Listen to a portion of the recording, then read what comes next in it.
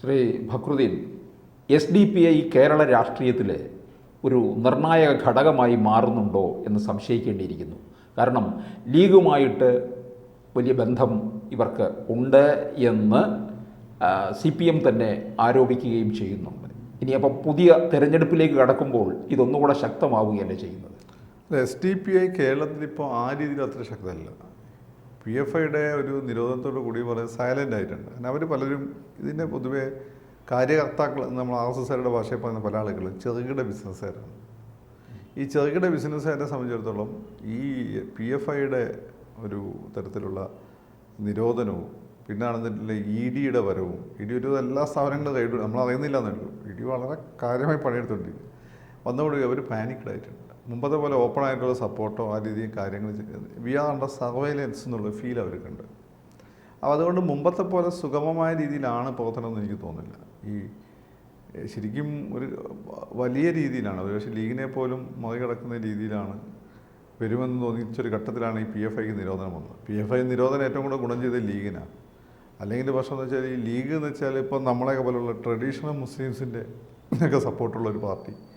ഞാൻ ലീഗുകാരനല്ല, നമ്മുടെ കുടുംബം ലീഗുകാരല്ല, പക്ഷേ യോജിച്ചു പോകാൻ പറ്റുന്ന പാർട്ടിയാണ് ലീഗ്. ലീഗ് ഒരു വർഗീയ പാർട്ടി, പേരിൽ മുസ്ലിമുള്ള വർഗീയമാണെന്നില്ല. മാത്രമല്ല മലബാറിലൊക്കെ ഈ വർഗീയത മുസ്ലിംസിനുള്ള വളരുന്നതിന് തടയുന്ന ഇപ്പോഴത്തെ IUML വലിയൊരു പങ്കുണ്ട്. അപ്പോൾ അങ്ങനെ ഒരു പാർട്ടിയാണ്.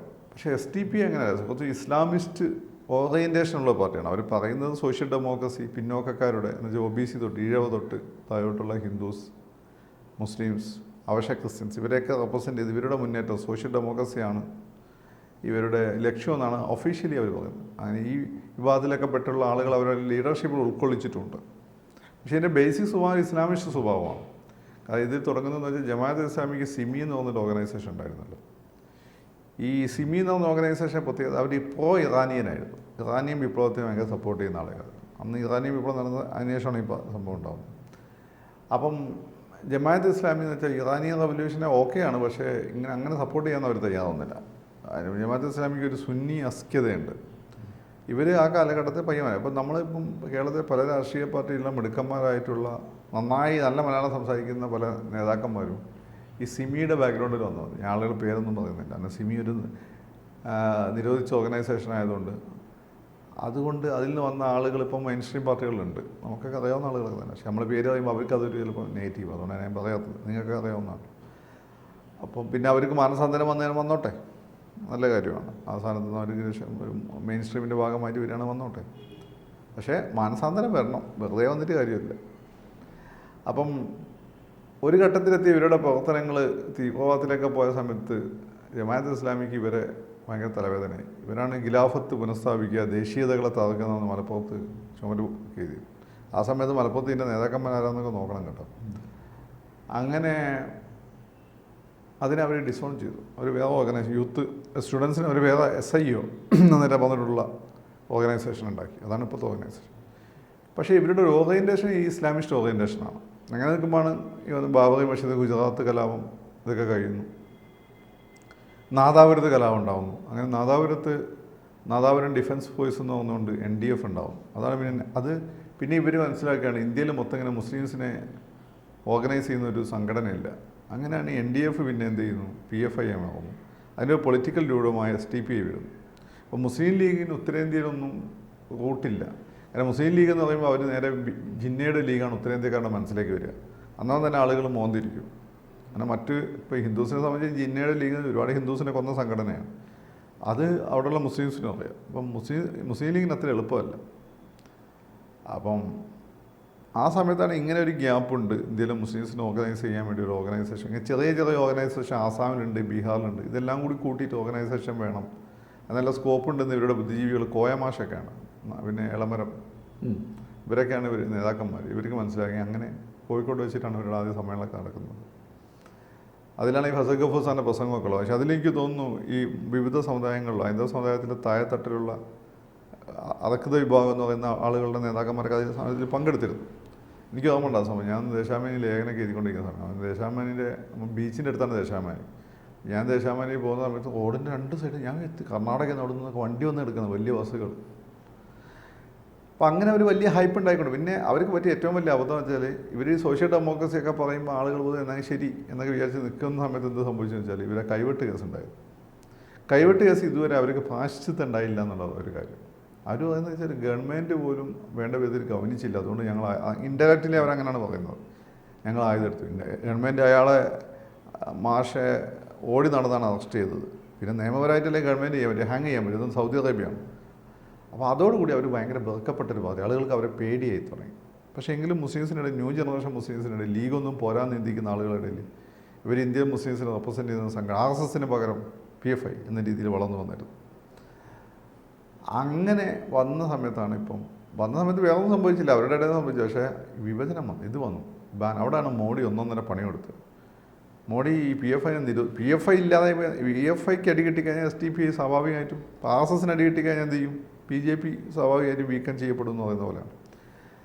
മോഡി അടി കൊടുത്ത് മുമ്പും നിരോധിക്കപ്പെട്ടിട്ടുണ്ട് എത്ര സംഘടനകൾ, ജമാഅത്തെ ഇസ്ലാമിക്ക്. ഇത് അതുപോലെയല്ല. മോഡിയും ഡോവലും കൂടി ഇതിൻ്റെ സാമ്പത്തികമായ സ്രോതസ്സുകൾ അടച്ചു കളഞ്ഞു. എല്ലാം റൈഡല്ലേ, റൈഡ് മാത്രം. നേതാക്കന്മാരൊക്കെ പിടിച്ച് ജയിലിലിട്ടു. ജയിലിൽ ഇവർക്ക് ഭയങ്കര സർവൈലൻസാണ്, ഒന്നും ചെയ്യാൻ പറ്റുന്നില്ല. അവിടെ അവർ ശരിക്കും പെട്ടുപോയി. അതിനുശേഷം എന്ന് വെച്ചാൽ ഇപ്പോൾ ഇവരെന്താ ചെയ്യുന്നതെന്ന് വെച്ചാൽ എനിക്ക് തോന്നുന്നത് ഇവരെ അണികൾ ഇപ്പോഴും പുറത്തുണ്ടല്ലോ, അവർ ഈ മെയിൻ സ്ട്രീം രാഷ്ട്രീയ പാർട്ടികളിലേക്ക് ചേർക്കാൻ ശ്രമിക്കുകയാണ്. അതാണ് ലീഗിൻ്റെ നേതാവ് ഷാജി പറഞ്ഞത്, ഇവരെ നമുക്ക് ഉപേക്ഷിക്കാൻ പറ്റുമോ, അവർ മാനസാന്തരം വന്നിട്ട് ലീഗിലേക്ക് വരികയാണ്, വന്നോട്ടെ. പക്ഷേ ഈ മെയിൻ സ്ട്രീം പാർട്ടികളെല്ലാം തന്നെ ആരും ഇവരെ പുറത്ത് CPM ഒക്കെ ആയിട്ട് ഇവർ അംഗീകരിക്കുന്നില്ല. പക്ഷേ അതേസമയം തന്നെ ഇവർ മാനസാന്തരം വന്നോട്ടെ എന്നുള്ളതാണ്. ഇവരൊക്കെ പക്ഷേ ഗാർഡഡാണ്. ഇപ്പോൾ CPM ആണെങ്കിലും ലീഗാണെങ്കിലും കോൺഗ്രസ് ആണെങ്കിലും ഇവർ അപകടം ഉണ്ടാക്കുന്ന പേടി അവർക്കുണ്ട്. അതുകൊണ്ട് തന്നെ CPMനൊക്കെ മെമ്പർഷിപ്പ് ഇട്ടാണ് പാടാതെയല്ലോ, എളുപ്പമൊന്നും മെമ്പർഷിപ്പൊന്നും കിട്ടില്ല. ഇവരവിടെ കൂടെ അനുഭാവികളൊക്കെ ആയിട്ട് നിന്ന് ചായ കുടിച്ചുകൊണ്ട് നടക്കുമെന്നല്ലാതെ. പിന്നെ ഒരു കാര്യം എന്നാൽ പോലീസ് കേസ്, ഇവർ മുമ്പ് ഈ PFIയിലൊക്കെ ഉള്ളതുകൊണ്ട് എന്നാൽ പോലീസ് കേസൊക്കെ വന്നാൽ ഇവർ പെട്ടുപോകും. രാജ്യദ്രോഹം പെട്ടെന്ന് ഇൻവോക്ക് ചെയ്യാൻ പറ്റും. അവിടെ ഈ പറഞ്ഞ മെയിൻ സ്ട്രീം പാർട്ടികൾ വന്നു കഴിഞ്ഞാൽ അവരുടെ സഹായം കിട്ടുമെന്നാണ് ഇവരുടെ പ്രതീക്ഷ. പക്ഷേ ഞാൻ മനസ്സിലാക്കിയെടുത്തോളം വലിയ രീതിയിലുള്ള സഹായം മെയിൻ സ്ട്രീം പാർട്ടിയൊന്നും കിട്ടിയിട്ടില്ല.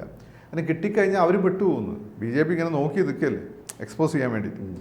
ഉദാഹരണമായിട്ട് നമ്മൾ അമ്പലപ്പുഴ MLA ഞാൻ മനസ്സിലാക്കിയെടുത്തോളം സലാം. ഇപ്പോൾ ആരിഫിൻ്റെ അടുത്ത് എനിക്ക് ഉറപ്പാണ് ആരിഫിന് അങ്ങനെ യാതൊരു ബന്ധവുമില്ല. അത് ഇവരുമാർ വെറുതെ പറയുന്നത്. കുട്ടിക്കാന്തോട് SFIയിൽ വന്നു. ഈ സലാമിന് അങ്ങനെ ഒരു നേരിട്ടൊരു ബന്ധമുണ്ടെന്ന് എനിക്ക് തോന്നുന്നു. ഉണ്ടെങ്കിൽ CPM അയാൾ ആ രീതിയിൽ പ്രൊമോട്ട് ചെയ്യില്ല, അല്ല സ്വതന്ത്രനായിട്ട് പ്രൊമോട്ട് ചെയ്യും. അപ്പം എന്നിട്ട് പോലും അദ്ദേഹത്തിനെതിരെ അതിശക്തമായിട്ടാണ് RSS BJPയും ആരോപണം ഉന്നയിക്കുന്നത്. അതായത് ഏതാണ്ട് ഇപ്പോൾ ഒരു SDPIയുടെ ആളെന്ന രീതിയിലാണ് അവർ കാണുന്നതും അവർ ആ രീതിയിലാണ് അറ്റാക്ക് ചെയ്യുന്നത്. ആരിഫിനെ ഇപ്പോൾ എനിക്ക് തോന്നുന്നു ഇപ്പോൾ അങ്ങനെ ആരിഫിനെ അറ്റാക്ക് ചെയ്യാൻ ആരിഫ് ആരാന്ന് അവർക്ക് തന്നെ അറിയാം. അപ്പോൾ ഈ ഒരു കാര്യം പാർട്ടികൾക്ക് അറിയാവുന്നതുകൊണ്ട് തന്നെ പാർട്ടികൾ എന്താ ചെയ്യുന്നതെന്ന് വെച്ചാൽ ഇവരെ വളരെ കൃത്യമായി സ്ക്രീൻ ചെയ്യുന്നുണ്ട്. ഇപ്പോൾ എൻ്റെ ഏറ്റവും വലിയ പ്രശ്നം എന്ന് വെച്ചാൽ ഇപ്പം മുസ്ലിം നേതാക്കന്മാരുണ്ടല്ലോ ഈ മെയിൻ സ്ട്രീം പാർട്ടികളുള്ള അവർ ഭയങ്കര സമ്മർദ്ദത്തിലാണ്. കാരണം മുസ്ലിം പേരുള്ളത് കൊണ്ട് മാത്രം ഇപ്പോൾ സലാമിന് ഈ കാര്യം സംഭവിച്ചെന്നാണ് എനിക്ക് തോന്നുന്നത്. മുസ്ലിം പേരുള്ളതുകൊണ്ട് മാത്രം ഒറ്റയടിക്ക് SDPIക്കാനായി കളയും. അപ്പം പിന്നെ SDPI ബാക്ക്ഗ്രൗണ്ട് ഉള്ളവരുടെ വന്നാൽ സ്ഥിതി എന്താ?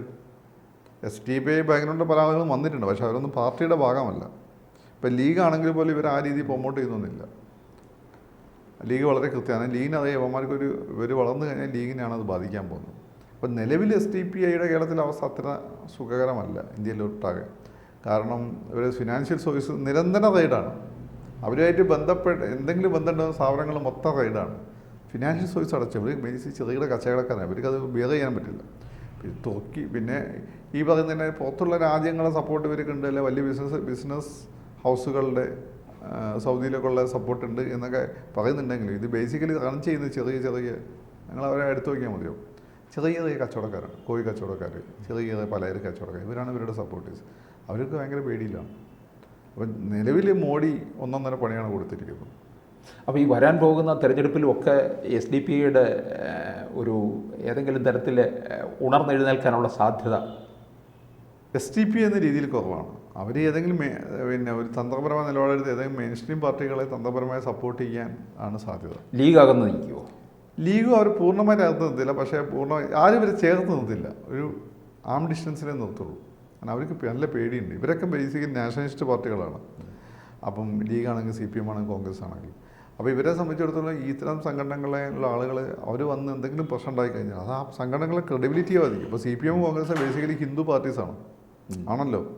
അപ്പോൾ ഇങ്ങനെയുള്ള ആളുകളൊന്നും വല്ല പ്രശ്നം ഉണ്ടായിക്കഴിഞ്ഞാൽ അവരുടെ അണികളുടെ വലിയ ഒഴുക്ക് ബി ജെ പിയിലേക്ക് ഉണ്ടാവും. ബി ജെ പി അത് കാത്തു നിൽക്കാമെന്ന് അവർക്കറിയാം. പക്ഷെ അവരുടെ വോട്ട് വേണ്ട എന്ന് ശക്തമായിട്ട് ആത്മാർത്ഥമായിട്ട് പറയാനുള്ള ശേഷി കേരളത്തിൽ മെയിൻ സ്ട്രീം പാർട്ടികൾക്ക് ഉണ്ടാകും. അവർ ചെറിയ വോട്ട് ഷെയറിൽ ചെറിയ വ്യത്യാസമേ ഉള്ളൂ. ഇവർക്കാണെങ്കിൽ യങ്സ്റ്റേഴ്സിൻ്റെ ഇടയിലൊക്കെ അത്യാവശ്യം നല്ല സ്വാധീനമുണ്ട്. എസ്പെഷ്യലി സൗത്തിലോട്ട് ഇവർക്ക് നല്ല സ്വാധീനമുണ്ട്, നോർത്തിലോട്ടാണ് കുറവ്. അതുകൊണ്ട് ഇവരിങ്ങനെ ഡോമൻ്റ് ആയിട്ട് നിൽക്കും. പിന്നെ ഇവരുടെ ഭാവി എന്ന് വെച്ചാൽ ഈ നിരോധനം എങ്ങനെ പോകുന്നു, മോഡി ഗവൺമെൻറ് അടുത്ത ആക്ഷൻ എങ്ങനെ പോകുന്നു. ഇപ്പോൾ മോഡി തന്നെയാണ്, മോഡി അമിത്ഷാ ഇവരൊക്കെ തന്നെയാണ് ഭരിക്കുന്നതെങ്കിൽ ഇവർ വേറെ വഴിയൊന്നുമില്ല. ഒരു പതുക്കെ ശരിക്കും മാനസാന്തരം വന്ന് നമ്മളെയൊക്കെ പോലെ നാഷണലിസ്റ്റ് നമ്മൾ ഈ നാഷണലിസ്റ്റ് മുസ്ലിം എന്നൊക്കെ ഇന്നല്ലേ നിങ്ങൾ പറയുന്നത്, നമ്മൾ പരമ്പരാഗതമായിട്ട് തന്നത്. നാഷണലിസ്റ്റ് മുസ്ലിംസ് എന്ന് ബേസിക്കലി ഇന്ത്യ വിഭജനത്തിനെതിരെ നിന്ന ജിന്നയുടെ ലീഗിനും പാകിസ്ഥാനെതിരെ നിന്ന മുസ്ലിംസാണ്. എന്നുവെച്ചാൽ അതിൻ്റെ നേതാക്കന്മാരായിരുന്നു മൊയ്തു മൗലവി, അബ്ദുൽ റഹ്മാൻ സാഹിബ്, അവരുടെ കന്യായി എൻ്റെ വല്യാപ്പേക്ക. നമ്മളൊക്കെ ആർത്തത് അന്നേ നാഷണലിസ്റ്റാണ്. അല്ലാതെ ഈ പറയുന്ന ഇടയ്ക്ക് ബി ജെ പിന്ന് എന്തെങ്കിലും ഗുണം കിട്ടാൻ വേണ്ടി ഒരെണ്ണം വന്നിട്ടുണ്ട്. അവരെയാണ് നിങ്ങൾ പൊതുവെ നാഷണലിസ്റ്റ് മുസ്ലിംസ്, അതല്ല ഞാൻ ഉദ്ദേശിച്ചത്. അപ്പോൾ നമ്മളൊക്കെ പോലെ ആ അർത്ഥത്തിൽ ഇന്ത്യയാണ് ഒന്നാമത് ഇന്ത്യ, രണ്ടാമത് എൻ്റെ മതം എന്ന നിലപാടെടുത്തിട്ട് വരാനാണ് സാധ്യത. അല്ലെങ്കിൽ ഇവിടെ സ്വസ്ഥമായിട്ട് ഇവിടെ പിന്നെ അവർക്ക് ബിസിനസ്സൊക്കെ നടത്തി പോകണമെങ്കിൽ, അല്ലെങ്കിൽ ഇങ്ങനെ ഉള്ള മതമൗലികവാദ സംഘടനകളും തീവ്രവാദ സംഘടനകളൊക്കെ ആയിട്ട് ലിങ്കുകൾ നിലനിർത്തി അവർക്കത് പറ്റില്ല. സ്വാഭാവിക ഗവൺമെൻറ് ഇടപെടും. മാന്യമര്യാദയ്ക്ക് ജീവിച്ച പ്രശ്നമില്ല. അപ്പോൾ ഗവൺമെൻറ്റിനെ സംബന്ധിച്ചിടത്തോളം രാജ്യത്തിന് ഭീഷണിയാവുന്ന ഒരു കാര്യം വരുമ്പോൾ ഗവൺമെൻറ് ഇടപെടും. ബി ജെ പി ആണെങ്കിൽ രാജ്യത്ത് ആ കാര്യത്തിൽ വളരെ സ്പെസിഫിക്കുമാണ്. അപ്പോൾ അതുകൊണ്ട് ബി ജെ പി ഭരിക്കുന്നിടത്തോളം അത്ര ശുഭകരമല്ല. പക്ഷേ ഇവർ നമ്മുടെ പൗരന്മാരെന്ന രീതിയിൽ വലിയൊരു വോട്ട് ഷെയർ ഇവർക്ക് ഉണ്ട് കേരളത്തിൽ. അപ്പോൾ ആ വോട്ട് എങ്ങോട്ട് പോകുന്നു, ആ വോട്ടിനെ ചാനലൈസ് ചെയ്തുകൊണ്ടായിരിക്കും അവർ കേരള രാഷ്ട്രീയത്തിൽ അവരുടെ ഒരു നിലനിൽപ്പ് ഉറപ്പുവരുത്തുന്നത്. അത് ഇനിയിപ്പോൾ എങ്ങനെ എങ്ങോട്ട് പോകുന്നു നമുക്ക് പറയാൻ പറ്റില്ല. കൂടുതൽ വാർത്തകളും വിശേഷങ്ങളും നിങ്ങളിലേക്ക് എത്താൻ ABC മലയാളം സബ്സ്ക്രൈബ് ചെയ്യുക, ബെൽ ബട്ടണും അമർത്തുക.